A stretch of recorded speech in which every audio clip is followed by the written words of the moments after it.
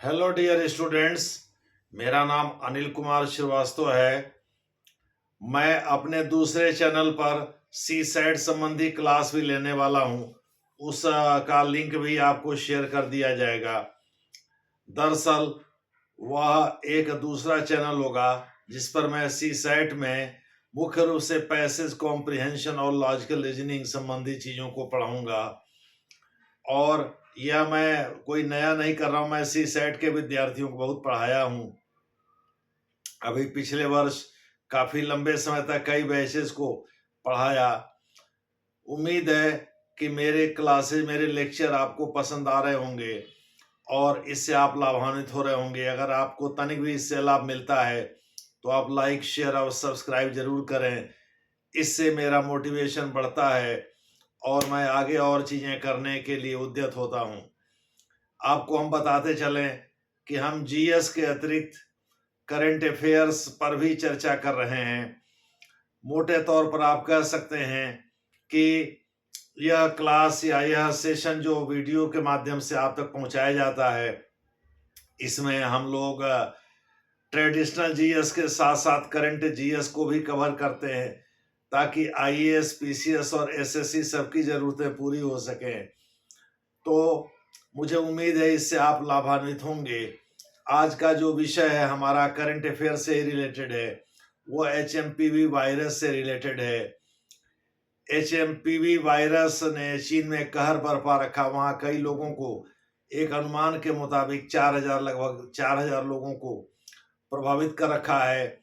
इसके शुरुआती लक्षण कोविड-19 की तरह से मिलते जुलते हैं या घर में होने वाले फ्लू या इन्फ्लुएंजा से मिलते जुलते हैं, यानी सर्दी, खांसी, जुकाम, बुखार जो घर में अक्सर होता रहता है सर्दियों के मौसम में, उससे मिलते जुलते हैं। इसमें और कोविड-19 में काफ़ी समानता देखी गई या घर के इन्फ्लुएंजा या वायरस में काफ़ी समानता देखी, इसलिए शुरुआत में इसे पहचानना थोड़ा मुश्किल है। हालांकि स्वास्थ्य महानिदेशक डॉक्टर अतुल गर्ग के अनुसार और डॉक्टर डेंग, जो कि डेंग लैब के चीफ हैं, के अनुसार यह उतना खतरनाक नहीं है। अधिकांश मामलों में, यानी लगभग 90% केसेज में यह अपने आप 4 से 5 दिन बाद ठीक हो जाता है, लेकिन 10% केसेज में यह सीरियस रूप अख्तियार कर सकता है।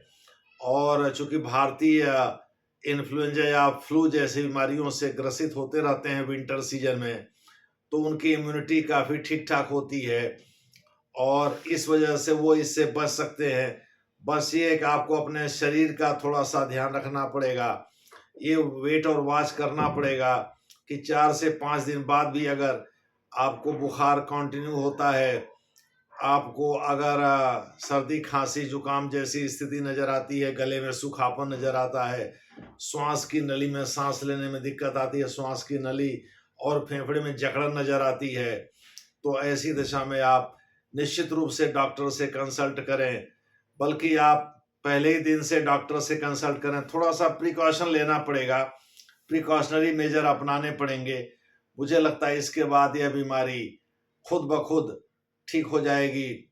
मेरी ऐसी मैं तो बहुत पॉजिटिव सोच का इंसान, मेरी ऐसी शुभकामना है कि अगर दुर्भाग्य से किसी को यह बीमारी हो जाए, जैसे केरल में कुछ लोगों को हुई है, तो वो जल्दी से जल्दी अपने आप ठीक हो जाएं।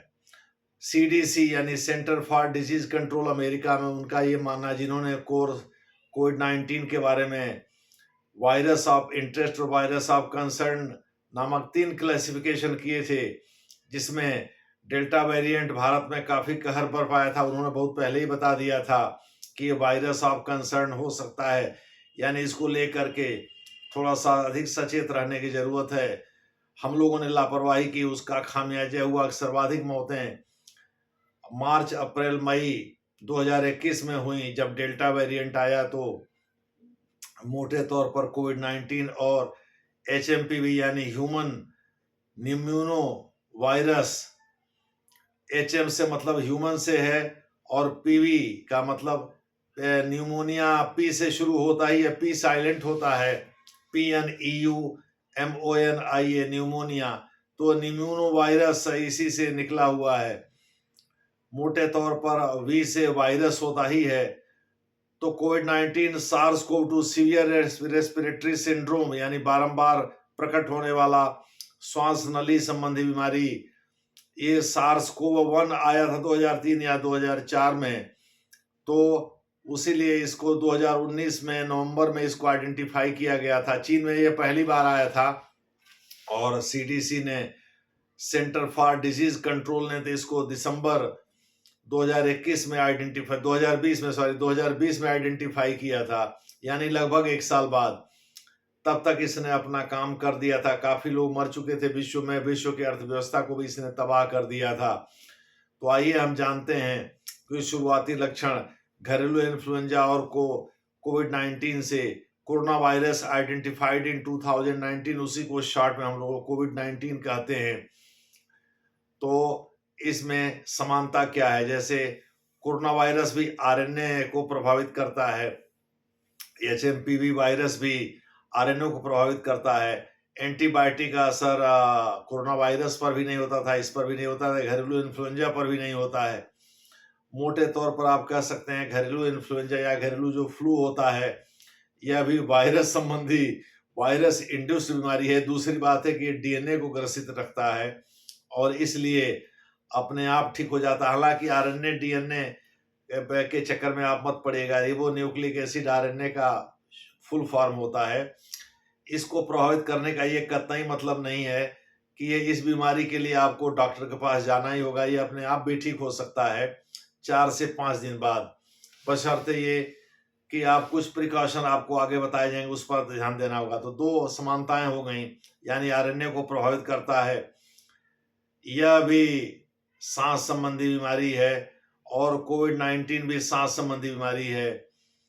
कोविड-19 का फुल फॉर्म था वो कोविड सार्स 2 के अंतर्गत उसको रखा गया था, और उसको भारत में 2 वेरिएंट देखने को मिले, एक था वायरस ऑफ इंटरेस्ट और एक था वायरस ऑफ कंसर्न। दूसरे शब्दों में, जो 2020 मार्च में भारत में आया था वो वायरस ऑफ इंटरेस्ट था, और 2021 मार्च अप्रैल मई में जो देखने को मिला वो वायरस ऑफ कंसर्न था। एक तीसरा स्ट्रेंड भी होता है जो कि बहुत सीरियस होता है, उसके बारे में नहीं बताया था भारत के लिए डब्ल्यूएचओ ने भी 2 ही की पुष्टि किया था, भारत में 2 का आउटब्रेक हुआ था। डब्ल्यूएचओ वर्ल्ड हेल्थ ऑर्गेनाइजेशन इसका फुल फॉर्म है, जिसके ऊपर डोनाल्ड ट्रंप दुर्भाग्य से, उस समय भी अमेरिका के राष्ट्रपति थे, इस बार भी वो राष्ट्रपति चुने गए हैं और जनवरी 20 को वह वहां शपथ लेंगे। तो उन्होंने चाइना को इसके लिए उत्तरदायी ठहराया था।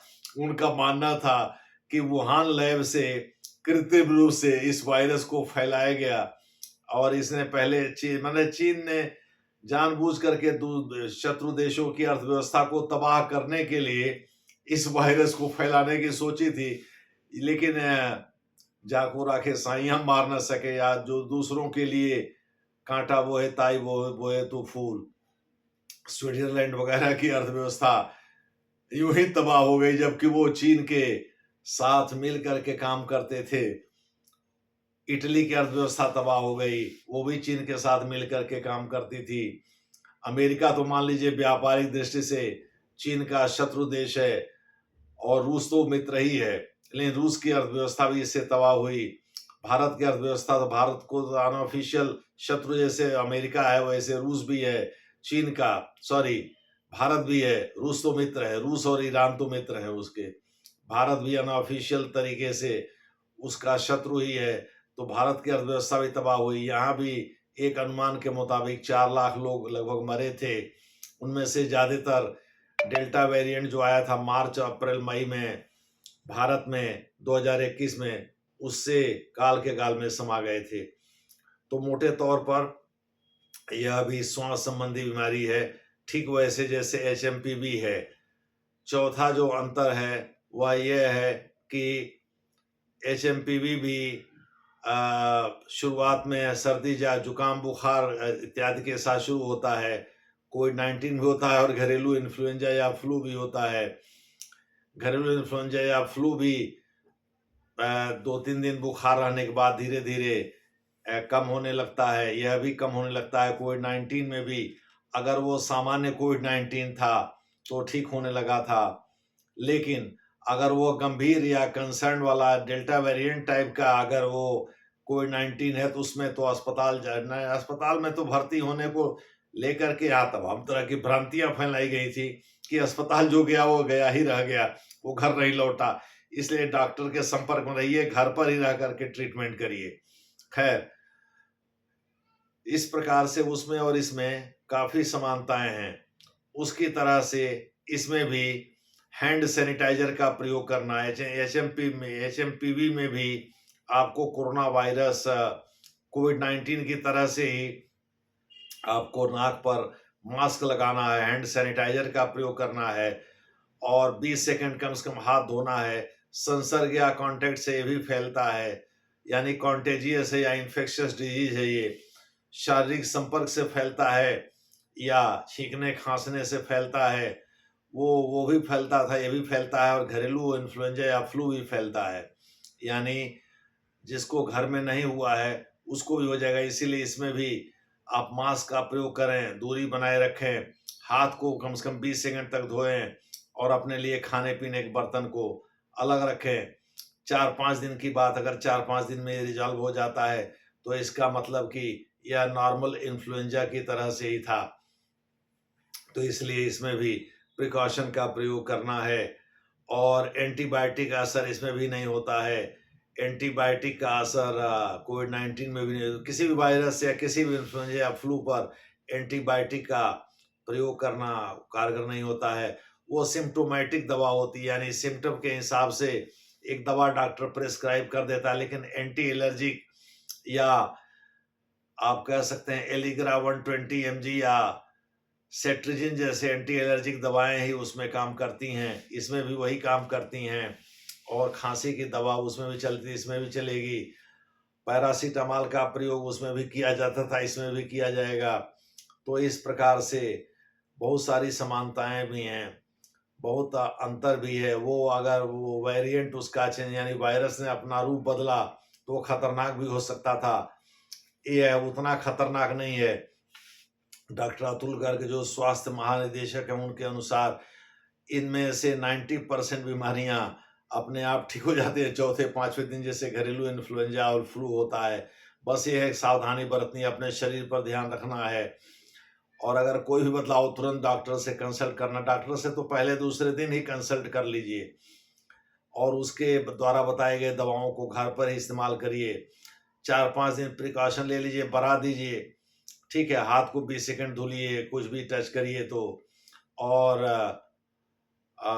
घर में मास्क लगा के रहिए, अपने खाने पीने के बर्तन को अलग रखिए, अपने परिवार के अन्य लोगों को अपने से दूर रखिए। मोटे तौर पर परिवार के अन्य लोगों में भी ये ना फैल जाए, ये सावधानी आप बरत सकते हैं। ये इस मामले में घरेलू इन्फ्लुएंजा और फ्लू की तरह से कोविड-19 तो खैर ज़्यादा इन्फेक्शियस और ज़्यादा कॉन्टेजियस था, छुआछूत या संसर्ग से ज़्यादा फैलता था, यानी इन्फेक्शियस था यानी संसर्ग से फैलता था, या कॉन्टेजियस था, शरीर के टच करने से एक दूसरे से फैल जाता था, हवा से भी फैलता था यानी इन्फेक्शियस था।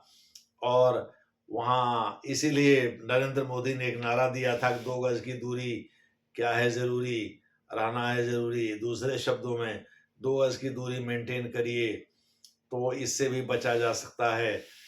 तो इस प्रकार से यह वेरिएंट यानी एचएमपीवी जो वायरस आया है, वेरिएंट तो नहीं इसमें पता चला है, लेकिन डब्ल्यूएचओ के जो भारतीय मूल की 1997, 98 या 99 से जुड़ी हुई सौम्या स्वामीनाथन भारतीय मूल की डॉक्टर हैं जो डब्ल्यूएचओ के साथ काम करती हैं, और टेड्रोस घेब्रेयेसस जो कि अफ्रीकी मूल के रहने वाले हैं, जो कि महानिदेशक हैं इस समय डब्ल्यूएचओ के।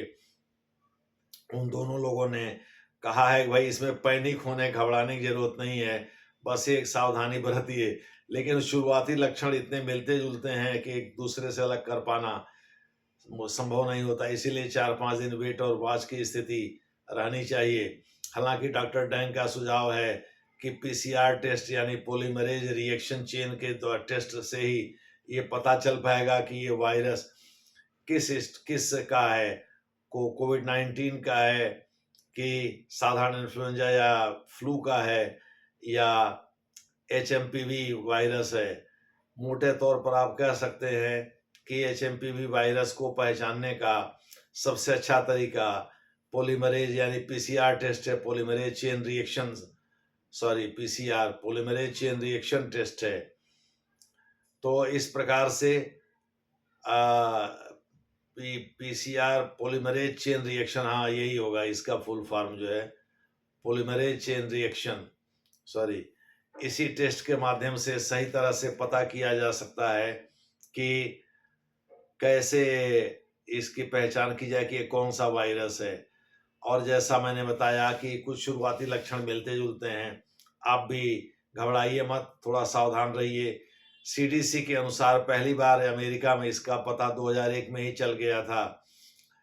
ये सार्स कोव 1 के पहले आ गया था। सार्स कोव 2 के अंतर्गत आता है कोविड-19, यानी उसमें तो गंभीर रूप से श्वास नली प्रभावित होती है। इसमें भी लोअर रेस्पिरेटरी ट्रैक्ट और अपर रेस्पिरेटरी ट्रैक्ट तो प्रभावित होते ही हैं। अगर लोअर ट्रैक्ट प्रभावित हो गया तो ज़्यादा चांस है कि लंग भी प्रभावित होगा। लेकिन नॉर्मल कंजेशन यानी जकड़न जो होती है, घर में जो इन्फ्लुएंजा या फ्लू होता है उसी तरह से जकड़न इसमें भी होती है। इसलिए डॉक्टरों के अनुसार इसमें ज़्यादा घबराने की जरूरत नहीं है। अगर आप सांस ले सकते हैं तो इसमें लेते रहिए। सांस लेने में ज़्यादा दिक्कत आती है तो डॉक्टर से ज़रूर संपर्क करिए। हॉस्पिटल मत जाइए, चूँकि एक मिथ है कि हॉस्पिटल जो गए वो रहे उधर ही रह गए कोविड-19 के दौरान, खास करके डेल्टा वेरिएंट में। और उसमें आगरा की एक पत्नी अपने पति को श्वास कृत्रिम रूप से देते हुए नजर भी आती, हालांकि वो मर चुका था। यानी उसमें काफ़ी नुकसान लोगों का हुआ था डेल्टा वेरिएंट में, चूँकि उसे वायरस ऑफ कंसर्न की संज्ञा दिया था या वेरिएंट ऑफ कंसर्न की संज्ञा दिया गया था। दूसरे शब्दों में वायरस का वह रूप जो ज़्यादा सोच विचार वाला, ज़्यादा खतरनाक था। लेकिन एक तीसरा रूप भी होता है जो चीन में आया था कुछ समय के लिए, वो serious virus, variant of seriousness, यानी सीरियस वेरिएंट था। वो अत्यंत जोखिम भरा हो सकता था। भारत में दुर्भाग्य से या सौभाग्य से वह नहीं आया। सौभाग्य ही कह लीजिए, दुर्भाग्य तो कहेंगे नहीं। दुर्भाग्य से वह चीन में आया, भारत में सौभाग्य से वह नहीं आया, नहीं तो वह डेल्टा वेरिएंट से भी ज़्यादा खतरनाक हो सकता था। अब ये दूसरी बात है भारतीय लोगों के शरीर पर वह कितना असर करता, तो इसे हम सौभाग्य ही कहेंगे। बहरहाल ये वीडियो आप देखते रहिए और इसे लाइक, सब्सक्राइब और शेयर जरूर करिए ताकि आगे उपयोगी इसी तरह के वीडियो आपको उपलब्ध कराए जाते रहें। यह आईएएस, पीसीएस और एसएससी सबके लिए, चाहे वो करंट अफेयर्स का जीएस हो, चाहे बायोलॉजी से रिलेटेड कोई टॉपिक हो, उन सब में यह कारगर होगा, यह काम करेगा। धन्यवाद।